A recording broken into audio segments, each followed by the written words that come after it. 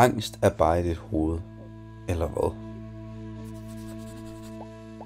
For Søren Kierkegaard, Danmarks store tænker, var angst langt mere end det. Han beskrev angst som en grundfølelse, der følger med friheden. Ikke blot frygt, men en svimmelhed, når vi indser, at vi kan vælge alt. Han skrev, angst er frihedens svimmelhed. For Kierkegaard er angst ikke et tegn på svaghed. Tværtimod, det er et spejl, der viser os, at vi selv må tage stilling til livet. At vi ikke kan gemme os bag systemer, kirker eller regler. Vi må vælge og leve. Han kaldte angst en sympatisk antipati og en antipatisk sympati. Et paradoksal blanding af fascination og frastødelse. Det ubehagelige i det ukendte, men også muligheden for at opdage os selv.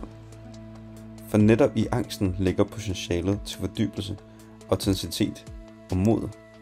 Som han skrev, livet er ikke et problem, der skal løses, men en virkelighed, der skal opleves. Så måske er angst ikke blot i dit hoved. Måske er det et kald til at turde leve mere sandt, mere åbent, mere frit.